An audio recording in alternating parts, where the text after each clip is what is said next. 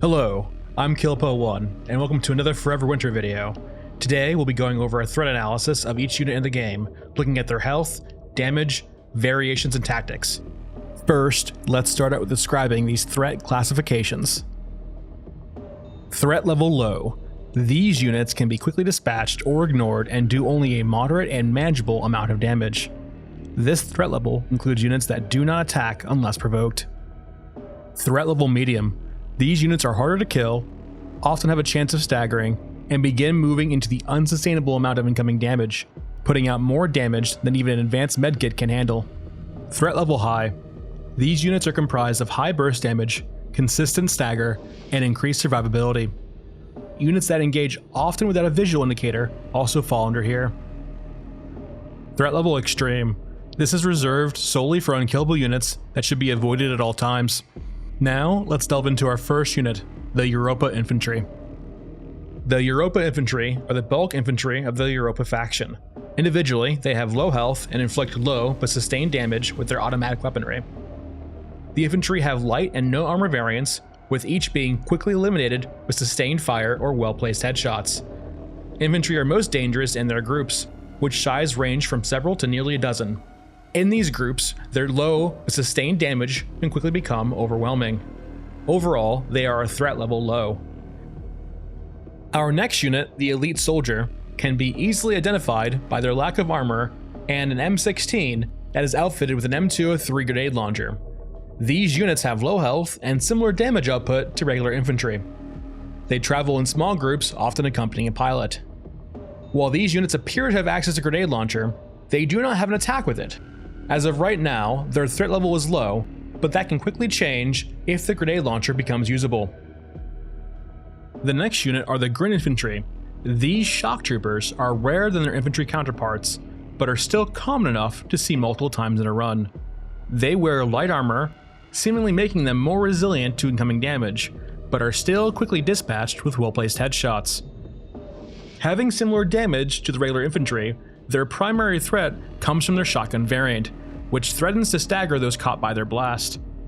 This threat of stagger moves the GRINN up to our first threat level medium, as stagger locks can quickly end runs. Our next unit are snipers and spotters. They have low health similar to other infantry, taking sustained fire to the body, but quickly being dispatched by headshots. These units travel mostly in 3-man groups, with 2 heavy rifle wielding snipers and 1 SMG wielding spotter. The danger these snipers pose cannot be understated, as they are one of the few units in the game that can engage with you without a visual alert that they have aggroed.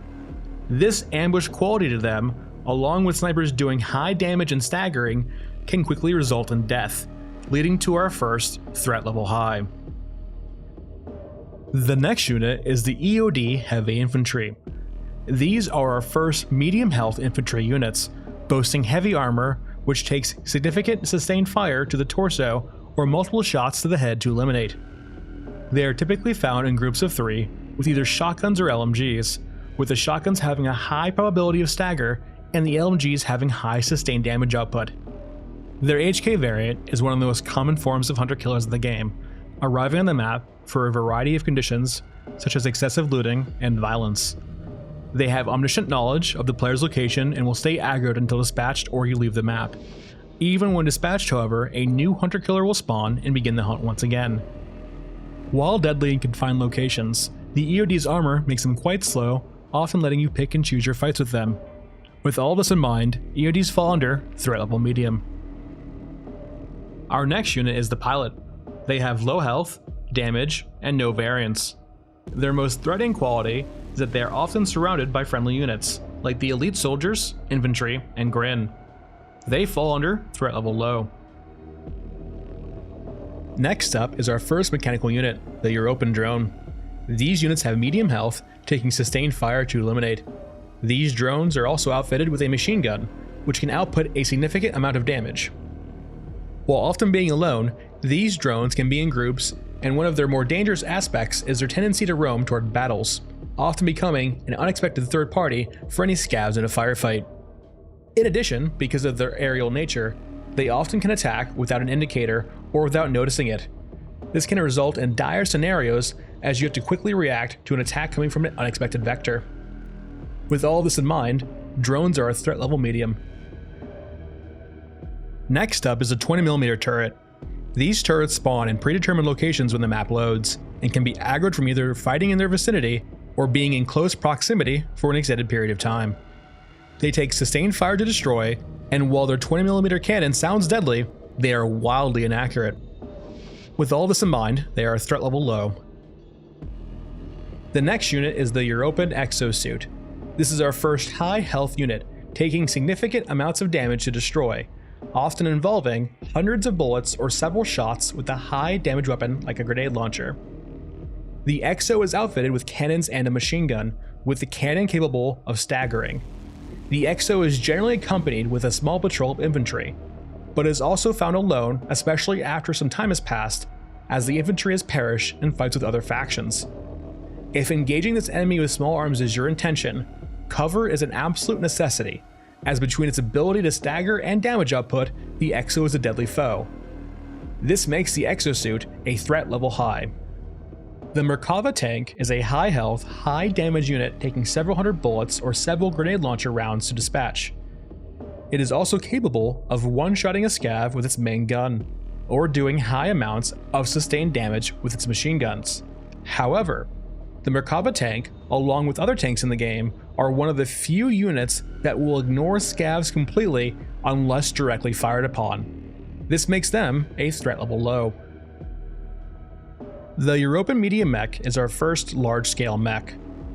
Towering above its surroundings, the mech is a high health unit, taking over a dozen grenade launcher rounds or over 80 anti-tank rifle shots to destroy.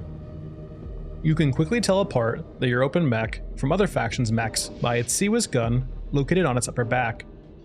The main threat, however, is its large cannon that it wields, capable of one-shotting scavs in a decent radius. The mech will primarily focus on vehicle combat, and then eliminate all small enemy faction units in the area. The mech is most dangerous when it is loitering, as with an absence of targets, it begins prioritizing scav units within its vicinity. Taking down a mech is best done through elevation, as most mechs have significant trouble bringing their main gun to bear to anything well above it. Despite the ability to vertically challenge the mech, it is still a threat level high. Moving on to the Euruska faction, we first have their unarmored infantry. These infantry are very similar to their European counterparts, being a low health and damage unit, with their primary difference being that the unarmored infantry are led by an officer, often wielding a more powerful weapon.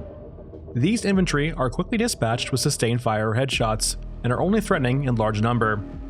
These units are a stark contrast to their armored counterparts, and fall under threat level low. The Euruska armored infantry are a terrifying foe, for hidden among their ranks may be an officer wielding the deadly grenade launcher. This weapon threatens either a one-hit kill or the dreaded 1-2 combo, with a grenade impact nearby staggering you, leaving you vulnerable to a follow-up shot that will certainly end your run.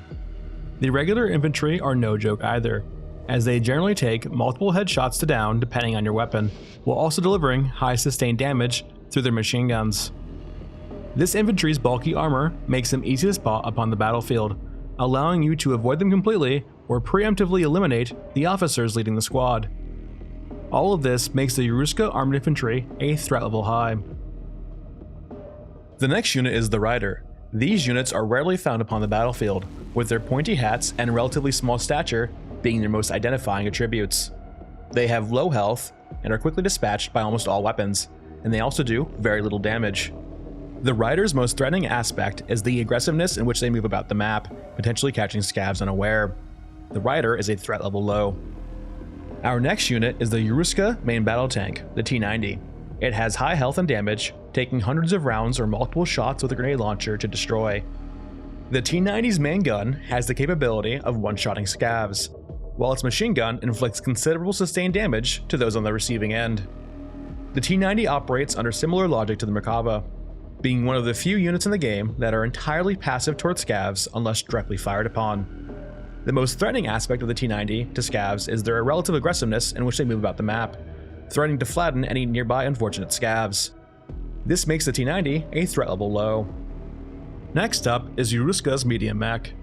This mech can be easily identified by its lack of CWIS gun on its upper back and its metallic skirt around its waist.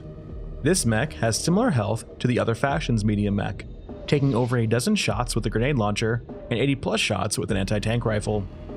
Its primary armament is a large caliber cannon that will often one-shot any unfortunate scavs in its vicinity.